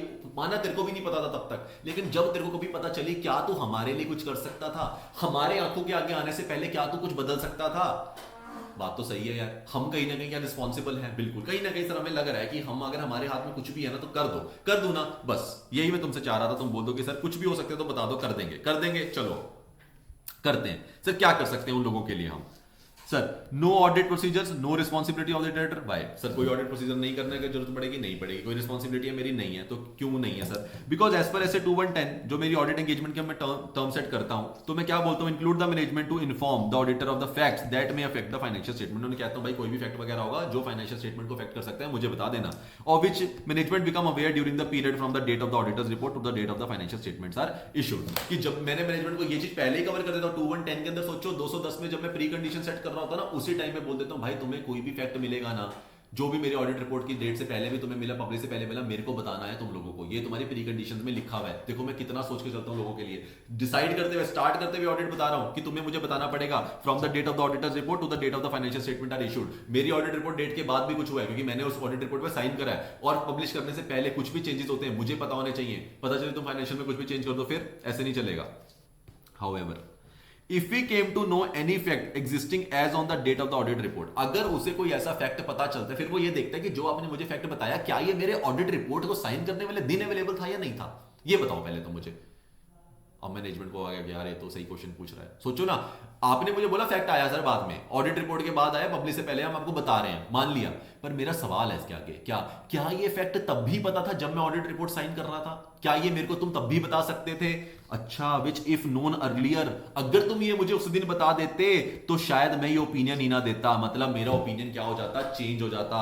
क्या हो जाता sir? Change opinion of the auditor. Then auditor has to perform edit procedure. अगर तुमने मुझे ये नहीं कराना, अब मुझे क्या करने पड़ेंगे? ऑडिट प्रोसीजर लगाने पड़ेंगे। तुम मेरे पास आते तो हम कुछ ना कुछ ढूंढ लेते, तुम मुझे बताते तो मैं उसी टाइम पे कुछ सही चेक कर लेता। लेकिन अगर तुमने मुझे नहीं बताया और वो उस दिन एग्जिस्ट करती थी, सर कब करती थी? जिस दिन आप date of the audit report को साइन कर रहे थे, उस दिन एक ऐसा फैक्ट की कंडीशन एग्जिस्ट करती थी जो हुई कब है? आपके ऑडिट रिपोर्ट को साइन करने के बाद, लेकिन पब्लिश करने से पहले। क्लियर? Yes sir. तो मैं क्या करता सर मैं क्या कर सकता था उस टाइम पे? मैं क्या कर सकता था? देखो सबसे पहले तो मैं डिस्कस करता तुमसे, उसके बाद मैं अपना हथियार लेके आता इंक्वायरी। है कि नहीं? मुझे सच सच बताओ, तुम लोग आंसर मत पढ़ो, तुम तो सिंपल से बताओ। जैसे अगर कोई भी ऐसा फैक्ट होगा, उसके बारे में सबसे पहले तो आपको डिस्कशन चाहिए कि भाई क्या है पूरे ओवरऑल, मुझे कहानी समझा। तो पहले मैं क्या करता? डिस्कस करता। किससे? वो मैटर किससे? मैनेजमेंट से और टीसीडब्ल्यूजी से। यस और नो? Yes sir. जो भी अगर कोई भी ऐसा फैक्ट नजर निकल के आया जिसकी कंडीशन मेरी ऑडिट रिपोर्ट पे एग्जिस्ट करती थी, लेकिन वो हुआ ऑडिट रिपोर्ट के बाद है, लेकिन पब्लिश करने से पहले हो गया, उस मैटर के बारे में मैं मैनेजमेंट से सवाल पूछूंगा। पहले तो डिस्कशन करते हैं जी, मुझे इस पर डिस्कशन चाहिए, क्या था वो मैटर, और वो मेरे को उस टाइम पे पता था तो बताया क्यों नहीं गया? क्या मैं डिस्कशन कर रहा हूं? उसके बाद मैं क्या करूंगा? अब मुझे इंक्वायरी करनी पड़ेगी उससे related. How management intends to amend, कि चलो ठीक है जी, अब जो हो गया सो हो गया। अब ये बताओ, पहले तो मुझे ये बताओ कि आप लोग इसको अमेंड कैसे करोगे? अगला क्वेश्चन आता है कि नहीं आता? तुम खुद सोचो। पहले मैंने डिस्कस करके मैटर जाना, अब जो हो गया सो हो गया। अब तो मैंने बोला सर यही है मैटर, क्या करें? अब मैंने बोला कि तुम इसको कैसे अमेंड करने की सोच रहे हो, फाइनेंशियल स्टेटमेंट में क्या करने वाले हो, क्या चेंज करने वाले हो? दोगे तो पब्लिश तो सही करोगे ना, क्या चेंज करने वाले हो वो पूछा। और उसके बाद मैं देखूंगा क्या उन्होंने अमेंडमेंट सही तरीके से करी है नहीं करी, या वो अमेंडमेंट की जरूरत है या नहीं है, जो मैनेजमेंट क्या कर रही है बता रही है। फिर determine whether financial statement needs amendment. अब मैनेजमेंट बोला सर इसको ऐसे अमेंड कर देते, तो ये मेरा काम है, क्या है मेरा काम है डिटरमाइन करना कि क्या वो फाइनेंशियल स्टेटमेंट एक्चुअली में अमेंडमेंट की जरूरत है भी है या नहीं है, या वो अमेंडमेंट सही है भी है या नहीं है। क्लियर है या नहीं है? सर बिल्कुल सर, मतलब दिया जल जाएगा। यस सर, दिया जला देंगे। किसके बारे में? जब भी हमें लगता है कि ऑडिट रिपोर्ट के साइन करने वाले दिन ऐसे कोई फैक्ट की कंडीशन एग्जिस्ट करती है जो होने बाद में वाला है बट पब्लिश से पहले हो जाएगा, लेकिन हमें नहीं पता था, और पता होता तो मेरा ओपिनियन चेंज होता। देखो पता होता और मेरा ओपिनियन चेंज होता तो साथ में आते हैं, ओपिनियन चेंज नहीं होता तो कोई फर्क नहीं पड़ता। पता होता और मेरा ओपिनियन चेंज हो जाता उसकी वजह से, तो सबसे पहले मैं डिस्कशन में जाऊंगा और मैनेजमेंट से गुस्से से पूछूंगा क्या था वो मैटर, जल्दी बताओ मुझे। अब मुझे बताओ तुम इसके बारे में करने की क्या सोच रहे हो? इंक्वायरी करूंगा कि क्या करने की सोच रहे हो, इंक्वायरी कर रहा हूं उनसे, तो वो कहेंगे सर हम ऐसे करने की सोच रहे हैं। और उसके बेसिस पे मैं क्या देखूंगा कि डिटरमाइन करूंगा कि क्या एक्चुअली में फाइनेंशियल स्टेटमेंट ये अमेंडमेंट मांग भी रही है जो मैनेजमेंट करने की सोच रही है या नहीं मांग रही है। Am I clear? Yes sir. तो सर क्या इसका फ्लो ये होना चाहिए या ये होना चाहिए? Discuss determine inquiry. सर नहीं सर, इसका फ्लो ये बताना चाहिए। क्लियर है? याद कैसे रहेगा? ऐसे रहेगा। चलो सर, अगर मैनेजमेंट अमेंड कर देती है फाइनेंशियल स्टेटमेंट ऑर्डर को क्या करना पड़ेगा? अब जब देखो कोई भी चीज अमेंड होती है तो मेरे को भी क्या करना पड़ता है? प्रोसीजर तो लगाना पड़ता ही है, ठीक है ना? Carry audit procedure necessary because of the amendment. क्या मुझे द्वारा से वो अमेंडमेंट को हुआ सही तरीके से करा या नहीं करा चेक करना पड़ेगा? करना पड़ेगा sir. Extend the audit procedure performed before to the date of the new auditor's report. अरे भाई साहब क्या बात बोल गया। क्या कह रहा है कि अब कहीं ना कहीं अगर आप फाइनेंशियल स्टेटमेंट में अमेंडमेंट करोगे तो मेरे को ऑडिट रिपोर्ट भी अमेंड करनी पड़ेगी, तो मतलब मेरे को एक नई ऑडिट रिपोर्ट देनी पड़ेगी। यस और नो? बिल्कुल देनी पड़ेगी सर। अब जैसी मेरी वाली फाइनेंशियल स्टेटमेंट अमेंड हुई और वो पब्लिश होने वाली है एक्चुअल में, ये भी तो होने नहीं वाली, क्योंकि इसके अंदर तो अमेंडमेंट आ गई, अमेंड करना भी है, मैंने भी जाना, मेरे को भी लगा ये तो अमेंड होना चाहिए। अगर मेरे को भी लगा ये अमेंड होना चाहिए तो इसका मतलब मेरे को ऑडिट रिपोर्ट भी नहीं देनी पड़ेगी, नई अमेंडमेंट के हिसाब से देनी पड़ेगी, नई फाइनेंशियल्स के हिसाब से देनी पड़ेगी। यस सर, तो क्या मैं अब उस वाले टाइम से लेके जो मेरे को अब जो टाइम है उसके बीच में क्या कोई और भी तो सब्सिक्वेंट इवेंट हो सकता है या नहीं हो सकता? बिल्कुल हो सकता है। तो मैं अपना क्या करता हूं, स्कोप को अपने एक्सटेंड, जो ऑडिट प्रोसीजर है उसके एक्सटेंड को क्या कर देता हूं, पूरा का पूरा इंक्रीज कर देता हूं। जब तक मेरी न्यू ऑडिट रिपोर्ट नहीं जाती तब तक कुछ भी होगा जो मैं पहले अपनी इस ऑडिट रिपोर्ट तक करता आ रहा था, पूरे के पूरे प्रोसीजर जो मैं लगाता आ रहा था, अब मैं उसे और थोड़ा सा आगे लेके जाके अपनी नई वाली किसके तक, ऑडिट रिपोर्ट तक ले जाऊंगा। मतलब मेरे प्रोसीजर वहां तक कंटिन्यू हो जाएंगे जब तक मेरी नई रिपोर्ट नहीं जाती। क्लियर है? Making sense? Yes sir. और मैं एक न्यू ऑडिट रिपोर्ट प्रोवाइड कर दूंगा अमेंडेड फाइनेंशियल स्टेटमेंट्स के ऊपर। यस और no? Yes sir. Scope of the auditor extend the audit procedure in case of the amendments in the financial statement. क्या मेरा स्कोप बढ़ जाता है ऑडिटर का जब अमेंडमेंट होती है फाइनेंशियल स्टेटमेंट में? हाँ सर, बढ़ जाता है। मुझे थोड़ा सा ऑडिट प्रोसीजर को आगे लेके जाना पड़ता है, न्यू तक लेके जाना पड़ता है और न्यू के बेसिस पे न्यू रिपोर्ट देनी पड़ती है। लेकिन इसके अंदर एक छोटा सा फैक्टर है, इसके अंदर एक छोटा सा क्या है, एक छोटा सा एरिया है जिसको जानना बहुत जरूरी है, क्योंकि हर चीज के अंदर ना कहीं ना लॉ खड़ा होता है। तो सर मतलब कोई ना कोई लॉ, रेगुलेशन या एफआरएफ ना आपसे अमेंडमेंट क्या कर रहा है, रिक्वायर है। मैं चेक करूंगा क्या ऐसा भी तो हो सकता है ना, जिस चीज की हम बात कर रहे हैं उस केस में लॉ, रेगुलेशन या कोई एफआरएफ कुछ बोलता हो, जरूरी तो नहीं है। अब जिस भी चीज की अमेंडमेंट आई, जो भी फैक्ट आया, उसके बारे में हो सकता है मेरे ऊपर लॉ से कोई क्या ऑब्लिगेशन हो, कोई रेगुलेटरी रिक्वायरमेंट्स हो जो मुझे फुलफिल करनी है, या एफआरएफ कुछ बोलता हो करने के लिए, ऐसा भी तो हो सकता है। बिल्कुल हो सकता है। अब आएगा वेदर, कुछ आंसर आया नो या यस, कि क्या लॉ, रेगुलेशन या एफआरएफ कोई अमेंडमेंट मांग रहा है इसमें? आंसर आया नहीं मांग रहा। Auditor is not required to give the new audit report. कि सर मेरे को लॉ, एफआरएफ या रेगुलेशन कुछ भी करने को नहीं बोल रहा है ऐसा, तो अगर मुझे ऐसा लगता है कि कुछ भी नहीं है उसके हिसाब से, तो मुझे कुछ भी करने की जरूरत नहीं है। मैं ऑडिट रिपोर्ट, क्योंकि मैं न्यू ऑडिट रिपोर्ट नहीं दूंगा, कुछ नहीं चाहिए तो ठीक है। अगर मुझसे एफआरएफ ही मुझे बोल रहे हैं कुछ करने की जरूरत नहीं है तो बहुत बढ़िया। लेकिन अगर यस और auditor find it is required, जरूरी नहीं है कि ऊपर वाले बोले, हो सकता है यस और ऑडिटर को लगता है नहीं मुझे देना चाहिए। अगर लगता है देना चाहिए तो auditor should issue the new audit report based on the following criteria. तो मतलब मेरी डिस्क्रिप्शन के ऊपर है, ये लॉ बोलता है और लॉ ने हमारे को बचाने के लिए बोल रखा है कि अगर आपको लगता है कुछ नहीं है, एफआरएफ बोलते हैं नहीं जरूरत है तो आप दीजिए। लेकिन अगर आपको लगता है यूजर्स के लिए जरूरत है तो आप बिल्कुल दे सकते हैं, आपको कोई नहीं रोक रहा, ना लॉ रोक रहा है, ना कौन रोक रहे हैं, एफआरएफ रोक रहे हैं। ठीक है सर। अब इसके अंदर सर कहानी आती है एक छोटी सी।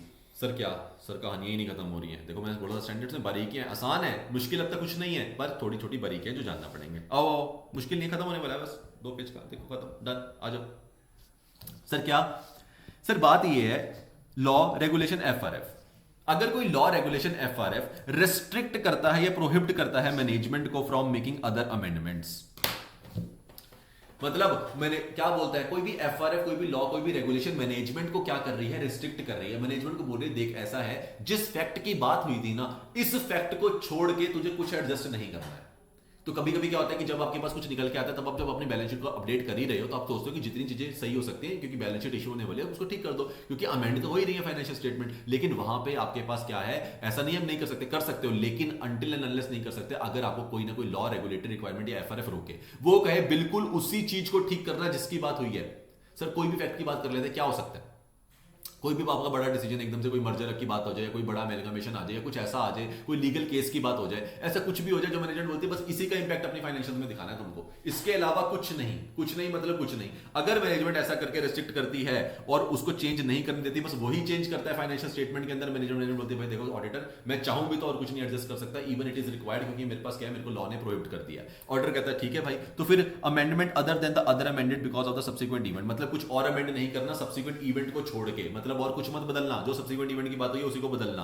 ठीक है, नो या यस, क्या वो रेस्ट्रिक्ट कर, प्रोहिबिट कर रहा है लॉ या नहीं कर रहा, कर रहा है या नहीं कर रहा, नहीं कर रहा। Auditor should go and check other amendment, नहीं कर रहा, कोई रिस्ट्रिक्शन नहीं है सर लॉ की तरफ से, कह रहा है जो तेरे को ठीक करना है कर यार, अमेंड करने का, सब्सिक्वेंट इवेंट है वो भी कर, कुछ और है वो भी कर ले, तो फिर कोई दिक्कत नहीं है, मैं भी अपनी क्या करूंगा, अपने ऑडिट प्रोसीजर को अकॉर्डिंगली लगा लूंगा। लेकिन अगर yes auditor has the option, देखो यहां नहीं बोला ऑडिटर करेगा, उसने बोला ऑडिटर पे भी फिर ऑप्शन आ जाता है क्या, अगर तू लॉ मैनेजमेंट को बोलती है कि सिर्फ सब्सिक्वेंट इवेंट की एडजस्टमेंट करना, तो फिर मैं भी ऑप्शन लेके चल रहा हूं क्या, मैं भी सिर्फ ऑडिट प्रोसीजर रिस्ट्रिक्ट कर दूंगा सब्सिक्वेंट इवेंट की चेकिंग तक, उसके अलावा फिर कुछ भी हुआ बैलेंस शीट के अंदर, फिर कुछ भी चेंज हुआ, फिर मैं उसके ऊपर ऑडिट प्रोसीजर भी नहीं लगाऊंगा, क्योंकि जब तुम बैलेंस शीट के अंदर चेंज करने की बाद सब्सिक्वेंट इवेंट कर रहे हो, तो फिर मेरे ऑडिट प्रोसीजर भी सब्सिक्वेंट इवेंट तक ही रेस्ट्रिक्टेड रहेंगे। अगर तुम बोलते हो कि नहीं कोई रिस्ट्रिक्शन नहीं है, वो सब कुछ चेंज करेंगे, तो मैं भी सब कुछ के ऑडिट प्रोसीजर लगाऊंगा। Fair and square, yes sir, बढ़िया। अब सर बात आती है किस केस के अंदर कि हाँ मैनेजमेंट ने रेस्ट्रिक्ट करा और कहीं ना कहीं सब्सिक्वेंट इवेंट के ऊपर ही क्या करने को बोली है, एडजस्टमेंट करने को बोली है। तो ऑडिटर चाहे तो अपना ऑप्शन यूज कर सकता है, चाहे तो अपना ऑप्शन यूज नहीं कर सकता, ऑडिटर की मर्जी, ऑप्शन है उसके पास। अब उसके अंदर क्या करना पड़ता है ऑडिटर को सर, ड्यूल डेटिंग। सर ये क्या है सर ये चीज हमारे मतलब की लग रही है, नहीं तुम्हारे मतलब की बिल्कुल नहीं है। क्यों नहीं है सर? क्योंकि तुम लोग ड्यूल डेटिंग अभी करनी सीखे ही नहीं हो। जो ड्यूल डेटिंग तुम करते हो उस ड्यूल डेटिंग के अंदर ऑडिटर नहीं चाहिए, ठीक है ना? ओ सर ऐसे मत बोलो। चलो सर, ड्यूल डेटिंग क्या है? ड्यूल डेटिंग का मतलब क्या होता है कि sir amend auditor's report to include additional date along with the original audit report. तो क्या मेरी एक ओरिजिनल रिपोर्ट डेट थी, बिल्कुल, उसके बाद कोई फैक्ट निकल के आया जिसकी कंडीशन एग्जिस्ट करती थी, उसके बेसिस से मुझे एक नई चूज करना पड़ा। ये तो मैं ऊपर पढ़ के आया हूँ। उस वाली जब नई चूज करता हूँ उसके अंदर मैं ओरिजिनल का सब कुछ भी डालता हूँ और एक नई जो मेरी डेट होगी उसके बारे में बताता हूँ, तो वो हो गया ड्यूल डेटिंग। दो डेट्स आती हैं उस ऑडिट रिपोर्ट के अंदर, एक जो मैंने प्रीवियसली इशू करी थी और दूसरा जो मेरी करंट के बेसिस पे है। यस और no? Yes sir. Specifying that we restricted the audit procedure solely to the subsequent event amendments as described in the notes to accounts. वहां पे मैंने क्लियरली ये भी बता देता हूं क्या कि भाई सिंपल सी बात है, मैंने अपने ऑडिट प्रोसीजर को रेस्ट्रिक्ट कर दिया किसके लिए? सब्सिक्वेंट इवेंट से रिलेटेड। क्योंकि क्या कर रखा था, लॉ ने रेस्ट्रिक्शन लगा रखी थी मैनेजमेंट के ऊपर, तो मैनेजमेंट ने सिर्फ सब्सिक्वेंट इवेंट को ही क्या करा है, अपने फाइनेंशियल स्टेटमेंट में ठीक करा है और उसी को मैंने क्या करा है फिर ऑडिट प्रोसीजर लगा के चेक करा है। उसके अलावा मैंने भी क्या नहीं करा और मैंने कुछ भी चीज चेक नहीं करी है अपनी ऑडिट रिपोर्ट डेट के बाद की। क्लियर है? Yes sir. और जो ये इंफॉर्मेशन देने का काम होता है सर, अब आ जाओ ना वापस 700 और उसके बाद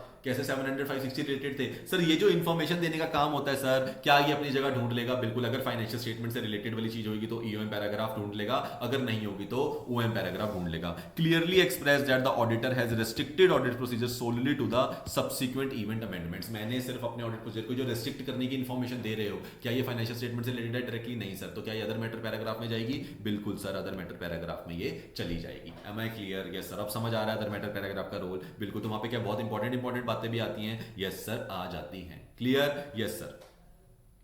चलिए, तो ये नोट्स टू अकाउंट्स का मतलब क्या है कि date of the auditor report except as the note A which is as of the date of the completion of the audit procedure restricted to the amendment. तो कहीं ना कहीं मैं बताता हूं कौन से नोट्स टू अकाउंट्स में जो लिखा हुआ है वो पहले वाले रिपोर्ट में सब कुछ है, लेकिन ये वाले नोट्स टू अकाउंट्स में जो है वो अमेंडमेंट के बेसिस पे आया है और उसके बेसिस पे मैंने अपना क्या डाल दिया, कमेंट डाल दिया है मैंने, अदर मैटर पैराग्राफ में उसको डाल भी दिया। क्लियर है? Yes sir. चलो यहां तक डन सर। ड्यूल डेटिंग का कंसेप्ट समझ आ गया? बिल्कुल सर। जब भी नई रिपोर्ट इशू होगी और तो इसमें क्या ये ऊपर वाला लॉ वाला नहीं भी होगा तो भी ड्यूल डेटिंग हो रही है? बिल्कुल हो रही है। तो कहीं ना कहीं ड्यूल डेटिंग तो होती ही होती है। जब आपने नई रिपोर्ट इशू करनी है, पुरानी वाली रिपोर्ट का सब कुछ आपको उसमें लिखना पड़ेगा, ताकि किसी के पास भी दो रिपोर्ट्स हैं तो उसे पता हो अच्छा ये पुरानी वाली रिपोर्ट है, इसको अमेंडेड भी आई हुई है। और अगर रेस्ट्रिक्शन हो रखी है और आप उसे ऑप्ट कर रहे हो तो आप इसको भी क्या कर दोगे, अपनी रिपोर्ट में दिखा दोगे और इसको अदर मैटर पैराग्राफ में शो भी कर दोगे। क्लियर? Yes sir. चलिए आगे sir. If management does not amend the financial statement. अब मैनेजमेंट बोलती है भाई हमें ऊपर तो मैनेजमेंट ने अमेंड करा तभी तो अमेंडमेंट आई, उसके बेसिस पे लॉ वगैरह बीच में आया, लॉ ने बोला कर सकते हो नहीं कर सकते हो, सारी कहानी पढ़ ली। मैनेजमेंट बोलती है मैं अमेंड ही नहीं करूंगा।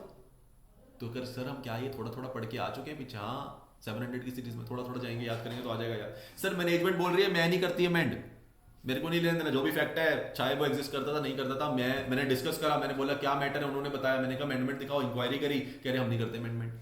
मेरे ऑडिट प्रोसीजर में वहीं रोक दिया। अगर उन्होंने मुझे वहीं रोक दिया और auditor believe they need to amend the, और ऑडिटर को लगता है भाई अमेंडमेंट तो बनती है, फाइनेंशियल स्टेटमेंट आपने जो इशू करनी है ना, लोगों तक पहुंचानी है, उसके अंदर ये चेंज आना तो जरूरी है, इसके बिना तो ये इनकम्प्लीट पिक्चर दे रहा है और ये गलत है। मैं चाहे ऑडिट रिपोर्ट साइन कर चुका हूं लेकिन मैं अमेंडेड देने को तैयार हूं, पर आपको इसको क्या करना पड़ेगा, फाइनेंशियल में इसकी अमेंडमेंट करनी पड़ेगी। मैनेजमेंट कहती मैं नहीं करती। Auditors report not provided to entity not issued yet. अब कहानी आती है सर उस टाइम पे ऑडिटर क्या करेगा, ऑडिटर पूछेगा खुद से एक सवाल, क्या मैं ऑडिट रिपोर्ट प्रोवाइड कर चुका हूं एंटिटी को, या वो इशू हो चुकी है या नहीं हुई है। ऐसा भी तो हो सकता है ना मैनेजमेंट के हमने इशू करने के बाद मैनेजमेंट बोले हम अमेंडमेंट नहीं करते, क्योंकि पब्लिश तो लेट होती है फाइनेंशियल स्टेटमेंट्स, क्या उससे पहले मैनेजमेंट मुकर सकती है, मुकर तो सकती है। अब मैं क्वेश्चन क्या पूछता हूं खुद से, सर मेरा क्वेश्चन आता है क्या कि audit report not provided to entity not issued yet, क्या नो पे हूं मैं, मतलब मैं सेफ एंड में हूं। ये कौन सा मेजर है आपका, सेफ वाला, कि सर कुछ भी नहीं हुआ है अभी ना, तो मैनेजमेंट को मैंने अपनी ऑडिट रिपोर्ट दी है, मैनेजमेंट कुछ भी बोलेगी मैं ऑडिट रिपोर्ट में चेंज कर दूंगा, क्योंकि क्या मेरे पास अभी प्रोविजन है सब कुछ करने की, बिल्कुल। तो इसमें ऑडिटर सेफ है, मॉडिफाई कर सकता है अपना opinion as per S 705 and the provide the auditor report, and उसके बाद ऑडिट रिपोर्ट मैनेजमेंट को प्रोवाइड करेगा with the modification of opinion, कि भाई तुम मान नहीं रहे थे मेरी बार, मैंने तुम्हें अमेंड करने को बोला, अभी इशू भी नहीं है, ये लो मेरा ये है फिर तुम्हारे लिए ऑडिट रिपोर्ट। लेकिन अगर auditor report already being issued, अब ऑडिटर कहता है यार मैं फंस गया, क्यों, मैं ऑलरेडी ऑडिट रिपोर्ट उनको बना के दे चुका हूं, अब क्या करूं, अब फंस गया हूं। तो फिर उस वाले केस में ऑडिटर शुड नोटिफाई मैनेजमेंट और TCWG not to issue financial statement to the third party before necessary amendment. तो मैं उन्हें बोलता हूं देखो चाहे मैंने तुम्हारे को अपनी ऑडिट रिपोर्ट दे भी दी है लेकिन अभी भी इशू की डेट बाकी है, तो तुम क्या करना, तुम किसी भी थर्ड पार्टी को या किसी को भी क्या मत करना, इशू मत करना, क्या ये ऑडिट रिपोर्ट इशू मत करना फाइनेंशियल के साथ अनटिल एंड अनलेस तुम क्या कर दो, जब तक तुम क्या नहीं कर देते, अमेंडमेंट नहीं कर देते। If management does not listen to the auditor and issue, अगर मैनेजमेंट बोलती है अरे हम क्यों तेरी सुने, मेरे पास ऑडिट रिपोर्ट आ गई है, मेरे को अपने जो फाइनेंशियल स्टेटमेंट दिखाने हैं वो तैयार है, मैं तो यही दिखाऊंगा बाहर, इसमें मेरी अच्छी इमेज आ रही है, मैं विंडो ड्रेसिंग कर पा रहा हूं, इवन तेरे साइन भी है मेरे पास, अब तो सब कुछ ही तैयार है, लोग भरोसा भी करेंगे। अगर आप ऐसा कुछ करना चाहते हो जिसमें आप गलत करने वाले हो तो फिर मेरे पास ऑडिटर के पास क्या आता है, शुड टेक एप्रोप्रिएट एक्शन लिखा हुआ है। उसका मतलब क्या होता है, या वो लीगल जा सकता है या बोल सकते हैं, या फिर उसका मतलब मैं पब्लिक नोटिस दे सकता हूं, या फिर एजीएम में, क्योंकि एजीएम में ऑडिटर को बुलाया जाता है, बिल्कुल बुलाया जाता है, तो मैं या तो पब्लिक नोटिस दे दूंगा कि इस मैनेजमेंट की जो रिपोर्ट है जब मैंने साइन करी थी उसके बाद कुछ ऐसे फैक्ट वगैरह है जिसके लिए अमेंडमेंट जरूरी थी, मैनेजमेंट ने नहीं करी, तो इसलिए मैंने मैनेजमेंट को क्या बोला कि मैं मैनेजमेंट ऑलरेडी ऑडिट रिपोर्ट में से पहले इशू कर चुका था, पर मैनेजमेंट ने उसके बावजूद भी अमेंडमेंट के लिए मेरे जो मैंने उन्हें सजेशन दिया था वो नहीं माना, और जो आप देख रहे हैं फाइनेंशियल स्टेटमेंट वो ठीक नहीं है, उसके अंदर वो फुली अमेंडेड नहीं है, तो मैं पब्लिक नोटिस दिलवा दूंगा या फिर मैं एजीएम में जाके शेयर होल्डर्स के सामने, सारी दुनिया के सामने जो आते हैं उनके सामने प्रेजेंट कर दूंगा अपनी बात।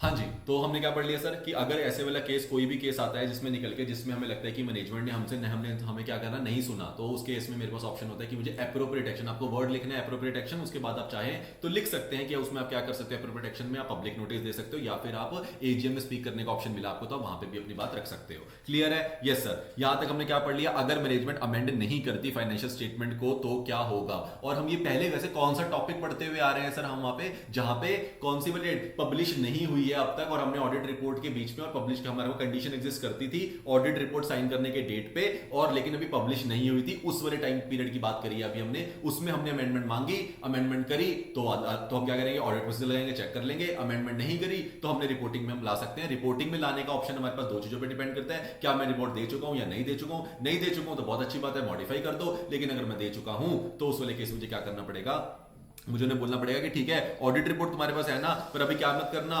Management TCWG not to issue financial statement third party, necessary amendments के बिना मत कर देना, पहले नेसेसरी अमेंडमेंट्स करा लो, उसके बाद में ही क्या करना, अपनी इशू रिपोर्ट को इशू करना, और जो मैं नई रिपोर्ट इशू करूंगा उसमें मैं बता दूंगा कि मैंडेट आई है, लेकिन मैनेजमेंट कहती है हम तो तेरे को सुनेंगे नहीं, हम तो जो तेरे पास जो हमारे पास ऑडिट रिपोर्ट है हम वही वाली ऑडिट रिपोर्ट का यूज करेंगे और वही वाली फाइनेंशियल स्टेटमेंट देंगे, तब फिर मेरे पास क्या करना पड़ता है, मुझे एप्रोप्रिएट एक्शन लेना पड़ता है। Last topic of this chapter sir, last topic क्या है सर इस वाले स्टैंडर्ड का, फैक्ट्स।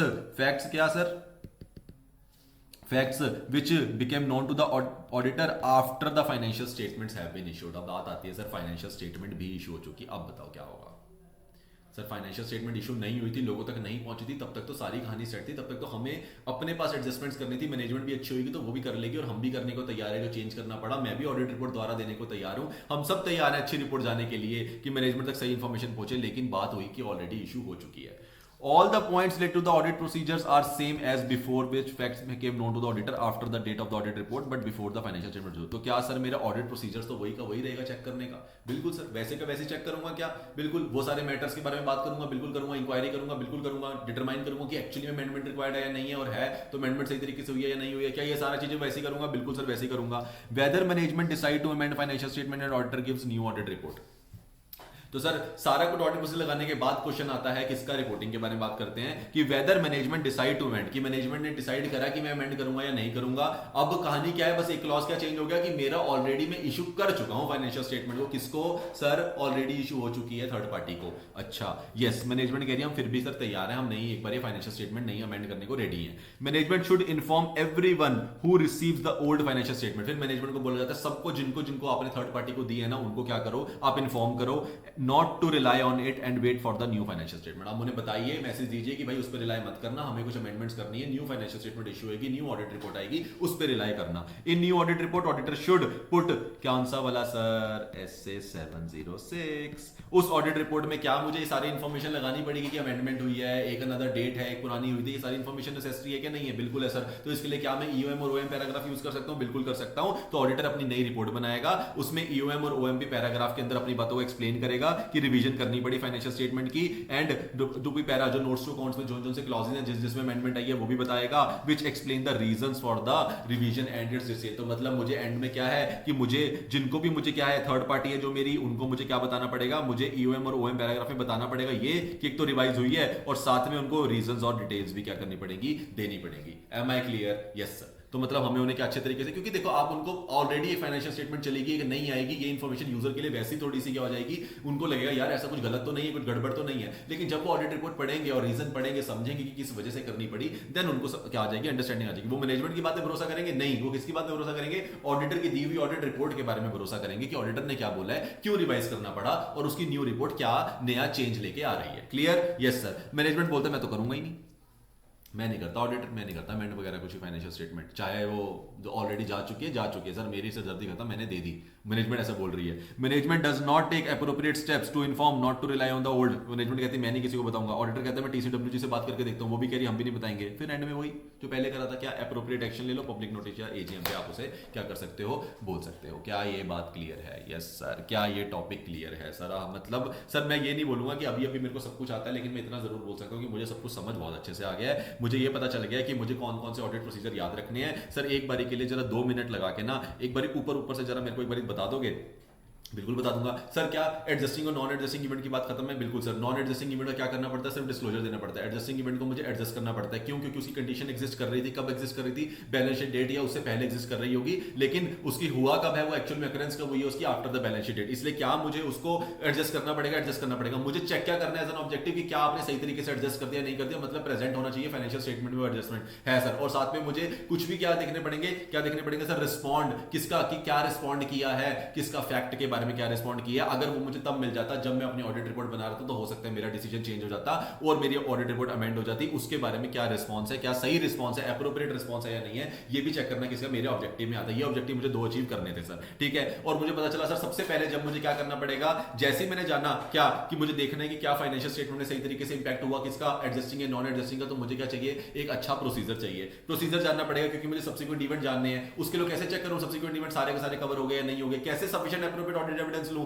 तो ऑडिट प्रोसीजर बनाओ। ऑडिट प्रोसीजर की बनाने की सर जैसी बारी आई तो मुझे पता चला 2 तो मेरे को 315 ने दे रखे थे। क्या कौन कौन से दे रखे थे? अंडरस्टैंडिंग ले ले, मैनेजमेंट कैसे खुद कैसे डिसाइड करती है कि सब्सिक्वेंट इवेंट है ये जान ले। दूसरे नंबर पे इंक्वायरी कर ले, इंक्वायरी के साथ में इंस्पेक्शन में प्रोसीजर भी चेक कर सकता है। और उसके बाद क्या बात आई कि सर अब तो खत्म हो गया, हेल्प करने के लिए किसको बुलाया, 560 को। 560 की बातें करी 2, कौन कौन सी, मिनट्स ऑफ मीटिंग्स, और लास्ट में नई वाली जो उसके बाद में बनी होगी क्या, इंटरिम फाइनेंशियल स्टेटमेंट, उसको चेक कर ले, तेरे को पता चल जाएगा कुछ भी चेंजेस हुए हैं या नहीं हुए हैं। सर यहां तक क्लियर था? बिल्कुल क्लियर था सर। ये सब करने निकला उसके निकलते मुझे पता चला क्या कि मैनेजमेंट के पास ना तो क्या अवेलेबल है, मैनेजमेंट कह रहे सर हमारे पास नहीं है इंटरिम, हमारे पास नहीं है कोई मिनट्स ऑफ मीटिंग, हमने कुछ रिकॉर्ड ही नहीं करा। तो फिर मेरे को क्या करना पड़ेगा सर, एडिशनल ऑडिट प्रोसीजर लगाने पड़ेंगे। जैसे एडिशनल ऑडिट प्रोसीजर लगाने पड़ेंगे तो क्या करें, मेरी मेहनत ज्यादा लगेगी, यस ज्यादा लगेगी। मैं क्या करूंगा, मैं कहूंगा सब कुछ ले आ मेरे पास, मैं रीड करूंगा तेरी जो भी तेरे इंटरिम लेटेस्ट तुमने डिसीजंस लिए हैं, जो भी तुम्हारी मीटिंग्स हुई है, सबके मिनट सब कुछ मेरे पास ले आओ, मैं रीड करूंगा, मैं इंस्पेक्ट करूंगा, मैं क्या करूंगा, तुम्हारे रिकॉर्ड्स चेक करूंगा। लेटेस्ट बजट लिया मेरे पास, अपने फाइनेंशियल सीएफएस लिया, जो भी अब तक हुई है जितने भी पीरियड की, वो सारा कुछ मेरे को लाके दे दो,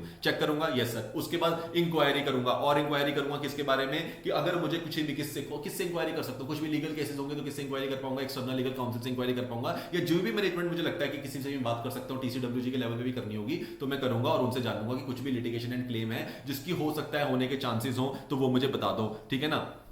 और लास्ट में क्या कह रहा हूं, अगर मेरे को ये सब करने के बाद मुझे और खुद को पक्का करने के लिए क्या मिल जाता है सर, मुझे रिटर्न रिप्रेजेंटेशन मेरे लिए क्या एक हथियार है जिसको मैं ले लूंगा कि सारे के सारे मुझे आपने क्या कर दिए हो, सब्सिक्वेंट इवेंट बता दिए, कुछ भी सब्सिक्वेंट इवेंट मिस नहीं होना चाहिए, सब कवर हो जाने चाहिए। यहां तक क्लियर है? बिल्कुल सर क्लियर है। जब मैं ऑडिट प्रोसीजर परफॉर्म करता हूं तो क्या होगा, मुझे पता चल जाएगा कि कुछ इवेंट्स हैं या नहीं है, होंगे नहीं होंगे तो बहुत अच्छी बात है, होंगे तो क्या करना पड़ेगा, मुझे क्या अमेंड करवाने पड़ेंगे, उनसे बोलना पड़ेगा अमेंड कर दो, एडजस्ट कर दो, डिस्क्लोजर दे देना, प्रेजेंट कर देना कि इसके अंदर आपके फाइनेंशियल स्टेटमेंट में प्रॉपर्ली रिफ्लेक्ट करने चाहिए, बात खत्म, ये मेरा ऑब्जेक्टिव है, ठीक है सर, मान गए। उसके बाद रिटर्न रिप्रेजेंटेशन सर ले ली। अब आता है क्या सर, कौन कौन से मैटर के केस में स्पेसिफिक इंक्वायरी जरूरत पड़ती है, या कौन कौन से मैटर को मैं बोल सकता हूं कि ये वाले मैटर सब्सिक्वेंट इवेंट वाले मैटर हो सकते हैं। ये सारे हमने मैटर्स देख लिए थे। उसके बाद सर क्या आया, बहुत सिंपल था। इवेंट ये होते हैं सिर्फ, इफेक्ट भी होते हैं। इवेंट की बात यहाँ पे खत्म हो जाती है, सर फैक्ट की बात कर लेते हैं। अगर कोई फैक्ट ऑडिटर को पता चलता है, वो कब पता चल जाता है sir? Before publishing the financial statement and audit report पता चल सकता है, या फिर after publishing the financial statement and audit report पता चल जाता है। अब ऑडिट रिपोर्ट साइन करने के बाद और पब्लिश होने से पहले अगर ऑडिटर को इफेक्ट के बारे में पता चलता है, जिसकी कंडीशन एग्जिस्ट कर रही थी उसकी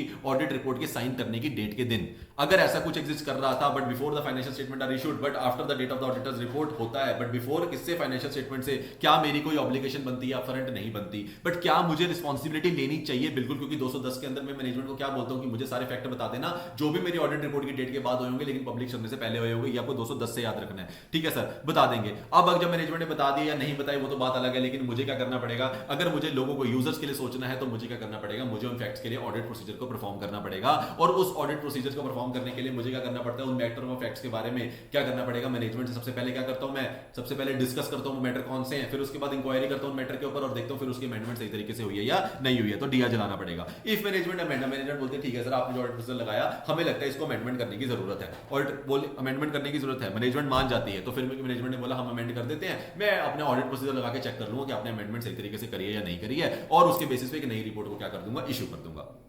क्लियर सर? इसके बारे में केस आता है कि उस वाले केस के अंदर क्या कहीं ना कहीं हमारे ऊपर कोई लॉ या फिर कोई रेस्ट्रिक्शन या फिर कोई एफआरएफ की तरफ से मैनेजमेंट पे क्या नहीं है, रेस्ट्रिक्शन तो नहीं है कि आप सब्सिक्वेंट इवेंट के अलावा कुछ भी अमेंड नहीं कर सकते। अगर मैनेजमेंट ने ऐसा, अगर मेरे को किसी ना किसी तरह की मैनेजमेंट बोलती है हमारे पे रेस्ट्रिक्शन है सर, हम सिर्फ इसी सब्सिक्वेंट इवेंट को कर पाएंगे, उसके अलावा हम कुछ नहीं कर पाएंगे, तो मैं बोलूंगा ठीक है फिर मेरे ऊपर भी रेस्ट्रिक्शन है, मैं भी, मेरे पास भी ऑप्शन है, मैं भी सिर्फ सब्सिक्वेंट इवेंट के ऊपर ही क्या करूंगा? एडिशनल प्रोसीजर लगा के चेक करूंगा, मैं भी फिर और कोई प्रोसीजर लगा के चेक नहीं करूंगा, मैं भी अपने प्रोसीजर को क्या कर दूंगा? रेस्ट्रिक्ट कर दूंगा। ड्यूल रिपोर्ट दूंगा मैं, ड्यूल डेटिंग के अंदर, ड्यूल डेटिंग के अंदर मतलब 2 डेट्स जाती है, बिल्कुल सर, क्योंकि मुझे नई रिपोर्ट के अंदर पुरानी रिपोर्ट का जिक्र भी करना पड़ता है और कब वो इशू हुई थी और अब वाली रिपोर्ट कब इशू हुई है, दोनों डेट्स बतानी पड़ती हैं। साथ में ये इन्फॉर्मेशन भी दूंगा कि मैंने क्या करा है, अपने ऑडिट प्रोसीजर को रेस्ट्रिक्ट कर दिया है, सब्सिक्वेंट इवेंट तक ही रखा है, उसके अलावा मैंने कोई ऑडिट प्रोसीजर परफॉर्म नहीं करे। और ये इन्फॉर्मेशन मेरी कहां जाती है सर? ईओएमपी, ईओएम और ओएम पैराग्राफ में चली जाती है, यूजुअली ओएम पैराग्राफ में जाती है। अब आता है कि सर मैनेजमेंट अगर क्या नहीं करती? अमेंड नहीं करती। अगर मैनेजमेंट अमेंड नहीं करती तो 2 सवाल खुद से पूछेंगे, क्या कि सर क्या मैंने मैनेजमेंट को ऑडिट रिपोर्ट दे दी है या नहीं दी है, और फाइनेंशियल स्टेटमेंट क्या इशूड हो गई है या नहीं हुई है। अगर तो नहीं हुआ तो बहुत बढ़िया है, आप अपना ओपिनियन चेंज करो, तो मैनेजमेंट को बोलो ये ले भाई मेरे इस वाली ऑडिट रिपोर्ट के साथ इशू करना फाइनेंशियल स्टेटमेंट को, क्योंकि तू मेरी बात तो मान नहीं रहा है। मैनेजमेंट क्या करती है? मैनेजमेंट कहती है कि मैंने कहती है ऑडिट रिपोर्ट तो सर ऑलरेडी इशू हो चुकी है, मैं ऑलरेडी दे चुका, मैनेजमेंट मेरे पास ऑडिट रिपोर्ट है, तू कैसे मॉडिफाई करेगा? अगर ऐसा वाला सिनेरियो है तो मैनेजमेंट को बोल दो देख ऐसा है, तेरे को ऑडिट रिपोर्ट तो मिल गई है, लेकिन फिर भी तू अमेंड करे बिना अपनी फाइनेंशियल स्टेटमेंट को इशू मत करना, लोगों को बताना, उनको बताना कि चेंज हुआ है, कुछ चेंज हुआ है ये बता देना और उसके बाद इशू करना। लेकिन वो कहते हैं मैं ऐसा नहीं करूंगी, तो फिर उस वाले केस में मैं क्या करता हूँ? एप्रोप्रिएट एक्शन ले लेता हूँ। और अगर मुझे कोई ऐसा फैक्ट है सर जो मुझे अपनी फाइनेंशियल स्टेटमेंट की ऑडिट रिपोर्ट भी इशू हो चुकी है और फाइनेंशियल स्टेटमेंट भी इशू हो चुकी है, उसके बाद निकल के आ रहा है, अगर उसके बाद निकल के आ रहा है तो प्रोसीजर तो सर वही लगाऊंगा, लेकिन मैनेजमेंट को बोलूंगा अमेंडमेंट करने को मानती है या नहीं मानती है। नहीं मानती है तो चुपचाप मैं क्या करूंगा? एप्रोप्रिएट एक्शन ले लूंगा। मान जाती है तो मैनेजमेंट को बोलूंगा देख ऐसा है, तेरे को सबसे पहले इन्फॉर्म करना है लोगों को जाकर कि जो पुरानी वाली हमारे पास ऑडिट रिपोर्ट आई है, फाइनेंशियल स्टेटमेंट आई है, उसे मत मानना, उसके अंदर अमेंडमेंट आएगी तो नई वाली ऑडिट रिपोर्ट और नई वाली फाइनेंशियल स्टेटमेंट आपको इशू करके दी जाएंगी, और साथ में उसके साथ आपको रीजंस और डिस्क्लोजर भी प्रॉपर दिए जाएंगे कि किस वजह से हमें अमेंड करना पड़ा। Am I clear? Yes sir. यहां पे आपका एंड होता है। बहुत प्यारा सा टॉपिक ऐसे 560। अब जाके चुपचाप एक बारी जो तुम्हारे मन में क्वेश्चन आ रहा है उसे उठाओ और करने की ट्राई करो। मैं तुम्हें लिख के देता हूं कि तुम्हारा कोई आंसर नहीं अटकेगा। मेरे साथ भी करोगे क्वेश्चन, ऐसा वो टाइम भी आएगा जब हम दोनों बैठ के क्वेश्चन खेल रहे होंगे और तुम्हें लगेगा सर ये तो वही क्वेश्चन है जो आपने उस टाइम पे पढ़ाया था। उस टाइम पे मैं अभी क्यों नहीं कर रहा हूं, उस टाइम पे मैं चाहूंगा तुम्हें वो कंसेप्ट हल्का सा रिवाइज करूं, जाके पीछे लेके जाऊं, तुम भी याद करो मेरे साथ और फिर हम वो क्वेश्चन करें। लेकिन अभी के लिए तुम लोगों क्या करना है, जस्ट जो भी तुम्हारे पास क्वेश्चन बैंक है उसे उठाओ और उसके अंदर से आप क्या करो, क्वेश्चन उठाओ। आरटीपी में जाओ, जनवरी के आरटीपी और एमटीपी में जाओगे तो वहां पे आपको 2 क्वेश्चंस मिलेंगे बहुत अच्छे इसके सब्सिक्वेंट इवेंट्स के, वो देखो, आपको अच्छे अच्छे क्वेश्चंस मिल जाएंगे, वहां पे जाके भी देख सकते हो। ठीक है, चलिए बाय बाय, टेक केयर। इस वाले टॉपिक को यहीं खत्म करते हैं और एक अगले स्टैंडर्ड पे चलते हैं नेक्स्ट क्लास के अंदर। टाटा।